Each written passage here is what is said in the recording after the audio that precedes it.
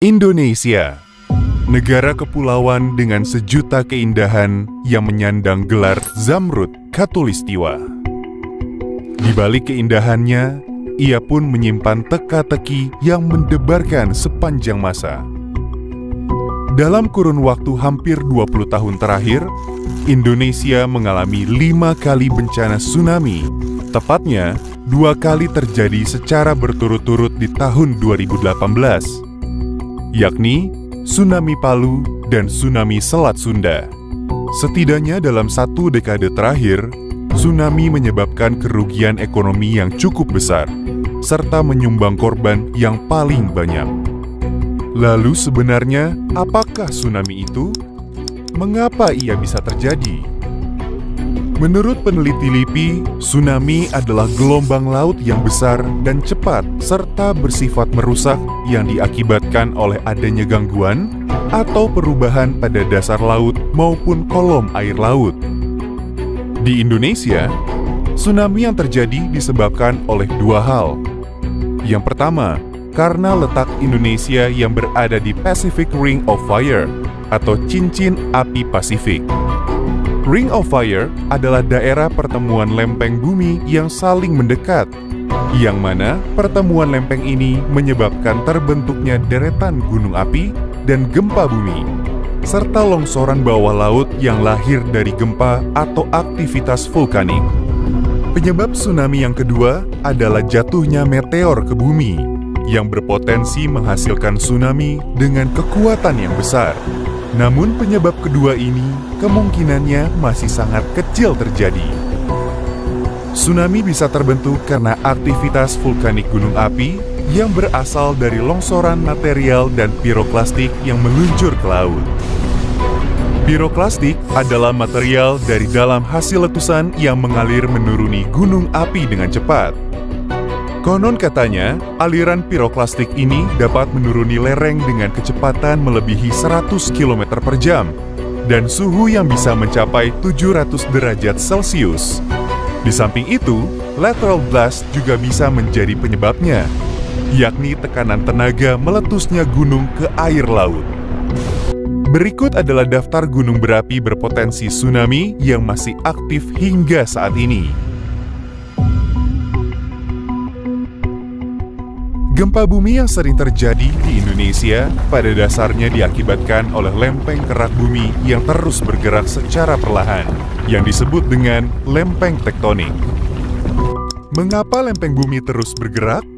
Lempeng terus bergerak karena adanya arus konveksi dari panas inti bumi, yang mana panas tersebut dapat menembus hingga lempeng-lempeng di muka bumi. Ada 3 jenis pergerakan lempeng, yakni saling menjauh, saling mendekat, dan berpapasan. Indonesia terletak di zona di mana pergerakan lempengnya saling mendekat, atau disebut dengan zona subduksi. Terdapat 3 lempeng besar yang saling mendekat, yaitu lempeng Indo-Australia, lempeng Eurasia, dan lempeng Pasifik. Pergerakan lempeng yang secara terus-menerus ini melahirkan hampir 300 patahan atau sesar aktif di seluruh Indonesia. Dari sinilah, jika terjadi gempa tektonik di bawah laut dengan magnitud yang kuat, maka peluang tsunami terbentuk akan semakin besar. Ketika sesar ini mengalami gempa, ia bisa memicu pergerakan gelombang air laut, sehingga menyebabkan perpindahan volume air secara besar-besaran menuju daratan yang dekat dengan pusat gempa. Gempa bumi dan tsunami memang tidak bisa dipisahkan dari Indonesia. Tanpa adanya kejadian alam tersebut, bumi pun tak akan hidup.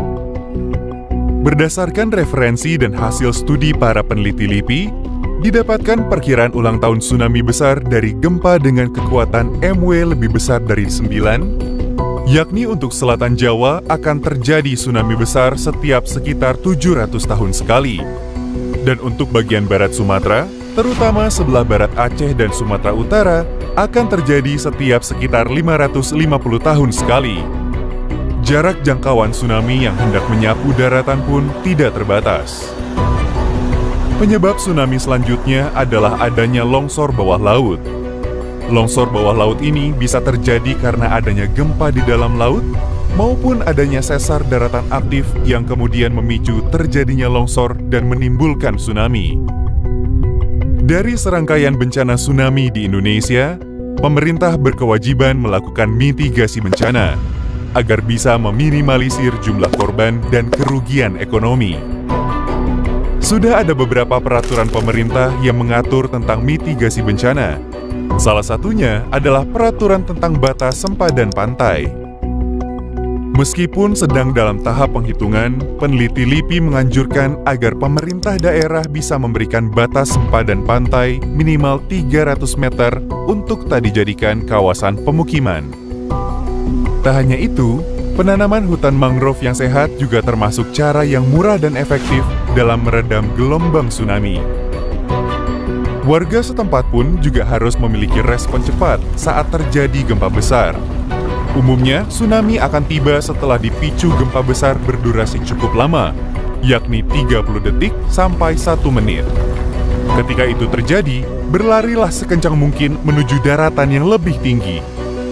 Oleh karena itulah, diperlukan kolaborasi yang baik antara pemerintah, masyarakat, dan lembaga-lembaga terkait dalam mengupayakan mitigasi bencana yang efektif dan efisien.